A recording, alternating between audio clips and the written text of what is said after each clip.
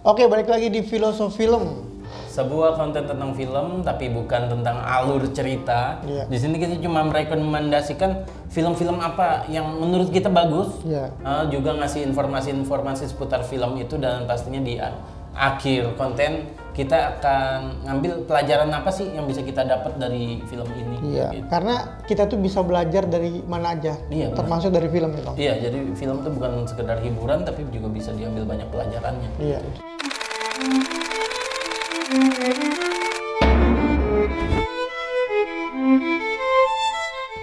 Nah, hari ini kita bahas film apa nih, Yan? Bahas film No Country for Old Men, film No lama. Country for Old Men. Film lama, Bang. Tahun 2007. Iya. Jujur, Yan, ini salah satu film terbaik menurut gua. Iya. Jadi ini personal favorite gua lah film Iya, ini. iya. Film No Country for Old Men dari 2007 ini diangkat dari sebuah novel.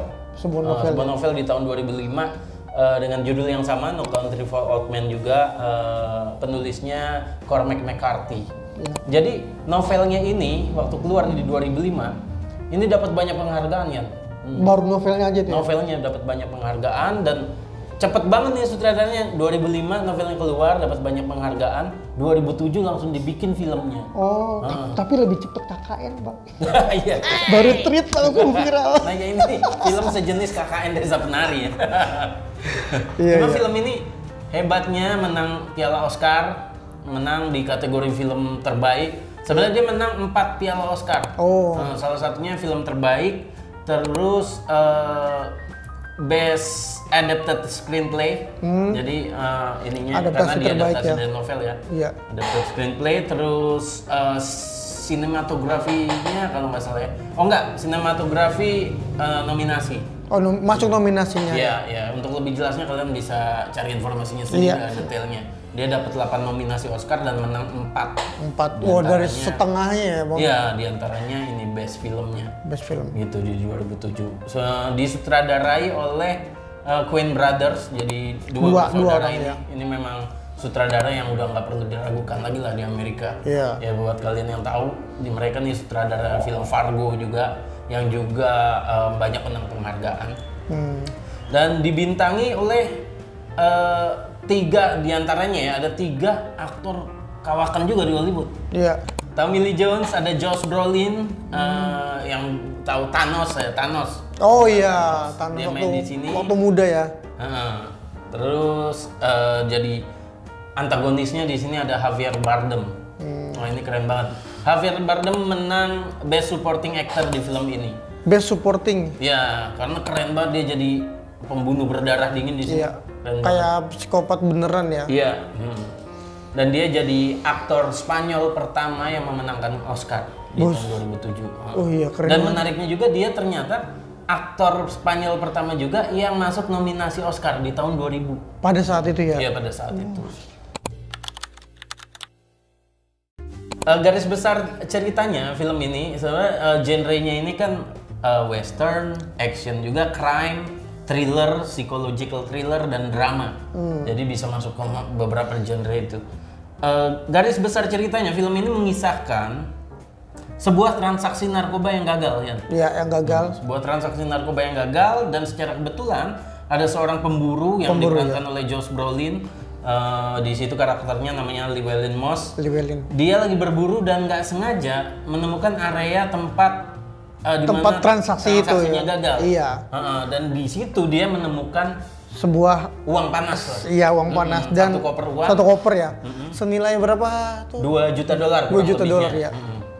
Dan dia memutuskan untuk Membawa ngambil pulang. ke situ. Nah, sepanjang cerita film ini mengisahkan tentang bagaimana gara-gara tindakan dia itu, dia dikejar oleh banyak pihak. Iya, hidupnya jadi berubah drastis ya, Bang ya. Iya, dikejar pembunuh bayaran, yang psikopat, juga dikejar kartel Meksiko. Iya. Beberapa pihak yang dikejar, yang mengejar uang itu. Nah, di sini inti ceritanya. Karakter Josh Brolin di sini, si Josh Brolin-nya ya. Iya. Dia nih 2 hari setelah dapat kontrak tentang kontrak film ini, dia tuh ngalamin kecelakaan motor. Kecelakaan motor. Iya. Dan di situ dia sempat khawatir karena dia tuh pengen banget kerja di film iya. Coen Brothers ini karena Coen Brothers ini legendaris lah. Iya, gitu. semua orang pengen ya di film itu. Pengen di film itu. Dia dapat kontraknya dan 2 hari kemudian dia kecelakaan motor, cedera bahu. Dia sempat khawatir. Cuma menariknya karena di film ini ada adegan bahu dia ketembak di awal-awal film. Iya. Jadi cederanya nggak masalah karena sepanjang film dia actingnya itu sakit. beneran gitu. Iya, jadi nggak masalah cederanya. Oh gitu. Iya, jadi kayak pas banget ya itu ya. Iya, makanya suatu kebetulan yang menarik gitu. Kirain direncanain, kayaknya karena lagi cedera nih, apa begitu nggak? Enggak juga karena emang aslinya begitu ya. Asli di novelnya pun seperti itu. Oh gitu. iya, kayak takdir aja gitu. Takdir kebetulan gitu. Untung cederanya bukan kepala gitu kan, beda lagi. Harus ganti naskah gitu kalau cederanya kepala. Nah itu fakta menarik pertama. Terus selanjutnya fakta menarik selanjutnya ada. Jadi di tahun 2018 ada sekelompok psikiater yang ngadain riset tentang psikopat. Iya. Gitu. Nah mereka meneliti 400 film Hollywood tentang psikopat ya. Dan hasil penelitian mereka menyimpulkan bahwa karakter Anton Chigurh yang diperanin Javier Bardem di film ini itu adalah gambaran paling akurat tentang psikopat. Cuma di film itu ya? Di film itu yang paling akurat, paling dekat sama realitanya. Jadi psikologi psikopat itu seperti apa sih? Gitu. Makanya di film itu memang bagus banget kan? Iya. Menurut lu gimana? Menurut lu sendiri lu lihat dia sebagai psikopat? Itu kayak nyata beneran psikopat sih. Gua ngeliatnya pas salah satu adegan tuh ketika dia membunuh, buset, ini orang bener-bener gitu bang, dari matanya tuh kayak dia nggak mau ngeliat korbannya tapi gimana ya ekspresinya kayak nggak punya empati sama sekali gitu. Kayak dan prosesnya itu nggak kayak mati yang di film-film yang kebanyakan ya. Kebanyakan kan cuma dikertak gitu doang kan, mati. Oh iya, ada adegan di mana dia bunuh pertama kali. Iya kan, kalau biasanya kan kalau dikertak gitu kan nggak bakal mati, paling cuma nggak ini aja jadi enakan ya. Iya itu. Kalau itu terapis spa itu. Lama banget ya bang, lama banget proses membunuh dengan dicek pakai borgol ya. Iya. Iya, jadi itu adegan yang cukup realistis banget tuh di situ. Iya, betul. Karena lama banget. Terus fakta menarik selanjutnya, nah si Coen Brothers sutradara film ini kan dia yang nyutradarain, dia yang produserin, dia yang ngedit dan dia juga yang nulis skripnya. Gitu. Jadi ini film kedua dalam sejarah Oscar yang menang Oscar yang keempat perannya ini diisi sama orang yang sama gitu. Dia sutradarain, produserin, nulis dan juga dia ngedit bahkan. Film pertama yang menangin Oscar dengan cara itu sebelumnya film Titanic. James Cameron di tahun 97. Iya, yang kemarin bikin Avatar juga kan. Ya mungkin itu orang-orang ini ya perfeksionis kali ya. Iya. Jadi yang seneng kalau ngedit bahkan nggak terlalu percaya sama orang dia edit sendiri. Iya bener bang. Walaupun dia udah tua gitu. Iya, karena kayaknya cuma dia yang tahu caranya gitu. Iya, mungkin dia maksimalnya gimana sesuai itu. Iya, sesuai dengan yang diinginkan ya. Gitu. Itu terus yang terakhir fakta menarik terakhir di film itu Javier Bardem itu kan di scene awal dia tuh mengakhiri hidup korbannya tuh pakai senjata yang cukup aneh kalau lihat di situ. Pakai tabung oksigen ya. Ada tabung oksigen terus ada selang. Nah, itu ternyata senjata itu aslinya itu biasa digunakan sama petani di Amerika untuk membunuh sapi. Peternak di Amerika untuk membunuh sapi sebelum diolah lah, dijagal. Pantesan ada adegan ada cerita tentang membunuh sapi ya bang? Iya. Itu salah satu ininya ya? Iya, salah satu hal yang relate. Kenapa pakai senjata itu? Karena katanya kalau bunuh ternak, misalnya apalagi ternak besar seperti sapi, kalau pakai senjata itu ada resiko peluru mental segala macam. Oh iya. Nah itu untuk menghindari itu peternak di Amerika tuh pakai senjata itu. Itu. Adegan favorit lu di film itu apa? Itu sih yang paling epic yang tadi gue bilang pas adegan pembunuhan itu. Bukan karena gue psikopat ya, tapi karena sinematik banget bang. Tapi di YouTube boleh ngomong benar nggak sih? Kayaknya mengakhiri hidup seseorang. Iya. Ketika jadi waktu adegan si si psikopatnya Anton Pemeran Seeger, antagonisnya itu. ya mengakhiri hidup sheriff di Sheriff, awal ya, di iya. awal-awal. Dan dia si polisinya juga kayak nggak ada rasa curiga apa ya bang ya. Iya. Tahu-tahu. Karena dia mindahin borgol dari belakang ke depan kan, Iya. dipindahin. Oh.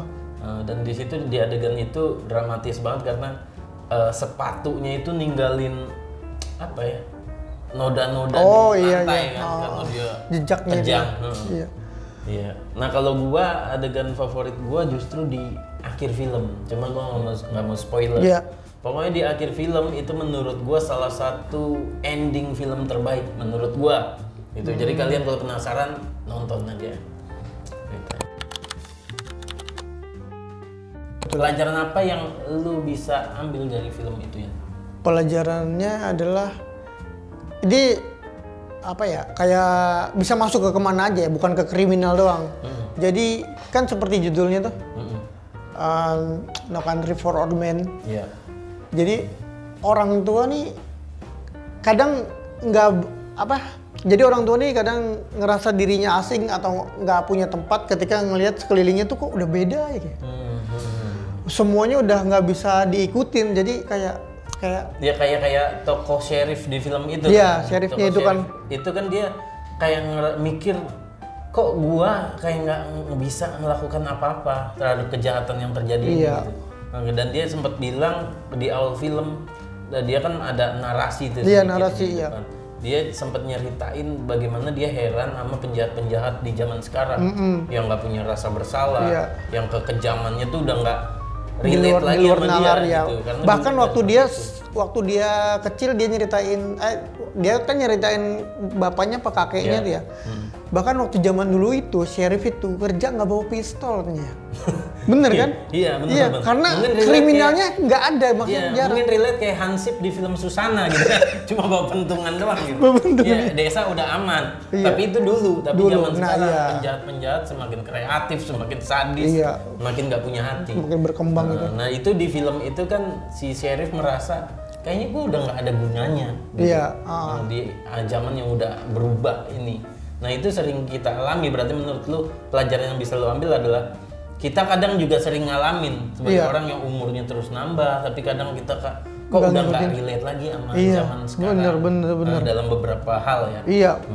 Kayak bukan kan film ini kan ada kriminal kan, Iya. tapi bukan di kriminal aja. Iya. Kayak gue sekarang ngerasa, kok dulu waktu gue sekolah perpisahan tuh nggak ada yang joget-joget gini ya. Kalau sekarang semuanya begitu bang. Joget sekarang. Iya, kalau perpisahan ada joget-joget gini, semua satu sekolahan gini. Kata gue, kayaknya ini bukan tempat gue sih. Karena jadi konten kan kalau dia itu nggak ada konten. Iya, makanya kayak nggak ada tempat buat gue untuk di kehidupan seperti itu. Iya, jadi sesuai sama judulnya, pelajaran yang bisa kita ambil tuh No Country for Old Men. Seolah tidak ada tempat buat orang tua gitu. Iya, betul. Itu ya, buat kalian apa, komen di bawah. Mungkin kalau kalian dapat pelajaran lain dari film ini, silahkan komen di bawah. Menurut lu kasih rating berapa ke film ini? Dari 0 sampai 100 0 ya? sampai 100. Kemarin ya. Kayaknya sih 0 sampai 100.